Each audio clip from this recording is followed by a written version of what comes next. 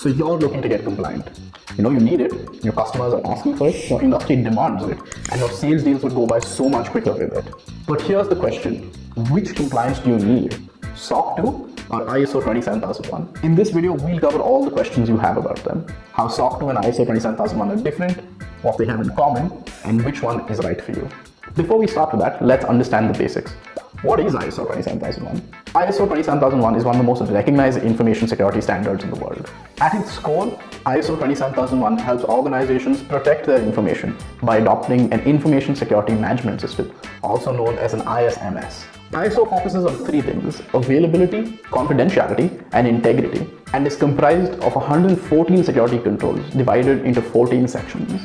The framework was published jointly by the International Electrotechnical Commission and the International Organization for Standardization, also known as ISO. So then, what is SOC 2? SOC 2 stands for Service Organization Control and was created by the American Institute for Certified Public Accountants, also known as the AICPA.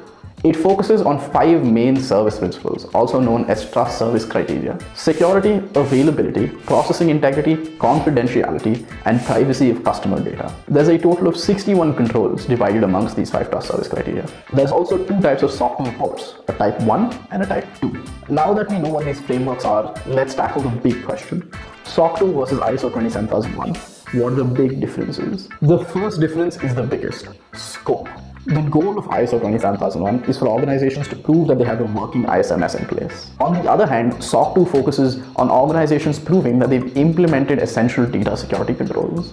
As a result, ISO 27001 requires more extensive compliance procedures in order to achieve a certification. The flip side to this is that SOC 2 is far more flexible, whereas ISO 27001 is more prescriptive in nature. And because the scope of an ISO 27001 audit is larger than that of a SOC 2 audit, it also takes a little longer and costs a little more. The second difference is more subtle. It's the difference between a certification and an attestation. What is the difference though? Well, simply put, the deliverable that you get at the end of the exercise.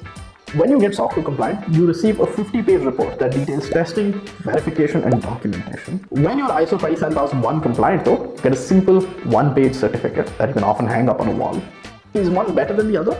Not really. They're just different. Regardless of the end deliverable you're given, companies still know that you take data security seriously with both frameworks. The next couple of differences are more tactical in nature. The first one involves markets. SOC 2 and ISO 27001 are both internationally recognized standards.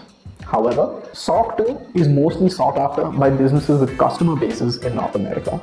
ISO 27001, in comparison, is a more global standard for the rest of the world. The amount of time required is the next tactical difference. It takes about 6 to 12 months in order to get SOC 2 compliant. It takes between 6 to 24 months to get ISO 27001 compliant. It's worth noting that these timelines are assuming you're doing it the old-fashioned way, but we'll get to that in a second. The last difference to take into consideration is renewal periods. While SOC 2 needs to be renewed on an annual basis, an ISO 27001 certificate is valid for 3 years.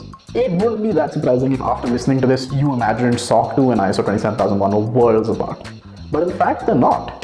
There's actually a lot more similarities than there are differences. Let's take a look at what I'm talking about. Both SOC 2 and ISO 27001 are voluntary. There's no legal binding that says you have to be compliant. SOC 2 and ISO 27001 also help improve your data security systems, giving you security clearances to important sales deals. And finally, SOC 2 and ISO 27001 are really similar on a control level. They in fact have an 80% overlap in the things that they ask of you to do. So which one is best for you? SOC 2 or ISO 27001? The best compliance for you is the one that meets most of your needs. Outside of that, choosing the best compliance for you will depend on your goals and your resources. So, when do you choose ISO 27001? When you have a lot of international clientele or are looking to expand globally, ISO 27001 is probably the better fit for you. It's also the better choice if you've been asked specifically for an ISMS. Since ISO 27001 is a more rigorous assessment, it's also better for organizations that have more resources at hand or are looking for a more robust security framework. When do you choose SOC 2? SOC 2 is perfect for if you're looking to build or expand in North American market. And like we mentioned earlier, SOC 2 is great for if you're looking for something slightly more customizable or you have certain time or resource constraints. When do you choose both SOC 2 and ISO 27001? Combining SOC 2 and ISO 27001 is excellent for developing a well-rounded security program that works great across borders. Choosing both may seem like overkill from a time or cost perspective, but surprisingly, not so. Since SOC2 and ISO have such a large overlap of controls, you can often get both of them done together at the same time, and often at discounted prices that you would otherwise not be able to get them for.